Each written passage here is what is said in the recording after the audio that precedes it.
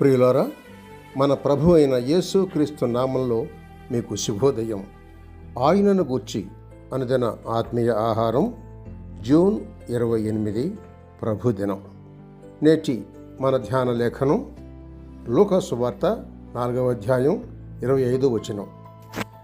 ఏలియా దినములందు 3 ఏళ్ల 6 నెలలు ఆకాశము మూయబడి దేశమందంతటను గొప్ప కరువు సంభవించినను, ఇశ్రాయేలులో అనేక మంది విధవరాండ్రుండినను, ఏలియా సీదోనులోని సారెపతు అను ఊరిలోనున్న విధవరాల యొద్దకే గాని మరి ఎవరి యొద్దకును పంపబడలేదు.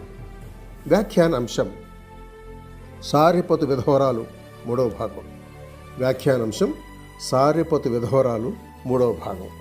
వ్యాఖ్యానం: కరువు భారంగా ఉన్న రోజుల్లో అహాబు తన రాజ్యంలో ఇంకా ఎక్కడెక్కడ నీటి ఊటలు, పచ్చిక బయళ్ళు మిగిలి ఉన్నాయో వెతకడానికి బయలుదేరాడు.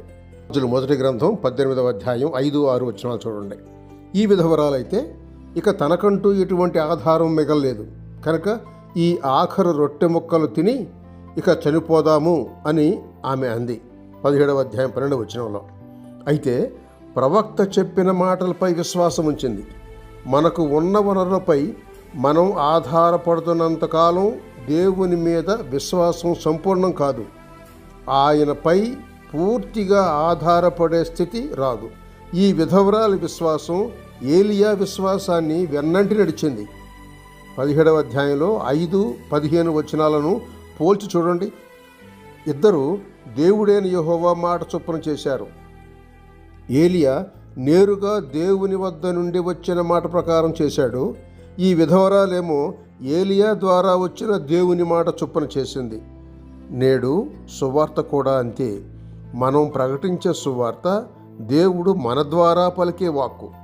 దేవుని ప్రవక్త తనను దర్శించడం ఆమెను ఉబ్బి తబ్బిబ్బు చేసి ఉండొచ్చు. తాను పేదరాలు, విధవరాలు, ఆపై అనామకురాలు, ఎటువంటి ప్రత్యేకత లేనిది. తనను దేవుడు ఎన్నుకోవటం తనకు అణుమాత్రమైన అర్థం కాని విషయం. ప్రియ విశ్వాసి, నీకు అలానే అనిపించలేదా? దేవుడు నిన్ను ఎన్నుకొని దర్శించి తన రక్షణ వస్త్రాన్ని కప్పడానికి నీలో ఏ యోగ్యత, ప్రత్యేకత ఉన్నాయి? ఇదే కదా దేవుని నిర్హేతుకమైన కృప. తన బలిష్ఠుడైన అగ్నిహోత్రుని వంటి ప్రవక్తకు కరువు కాలంలో ఆతిథ్యం ఇవ్వటానికి దేవుడు ఎంత బలహీనురాలని ఎన్నుకున్నాడో చూడండి. పౌలు అదే ఆశ్చర్యపోతాడు. చూడండి, 1 కొరింథీ పత్రిక 1వ అధ్యాయం 26-31 వచనాలు. దేవుడు ఏలియా ద్వారా ఆ విధవరాలి విశ్వాసాన్ని పరీక్షించాడు. తనకు మిగిలిన ఆఖరు పిండి ముద్దను దైవజనునికి ఇచ్చివేసి ఆ పైన జరిగే అద్భుతాన్ని ఆమె చూడాల్సి ఉంది.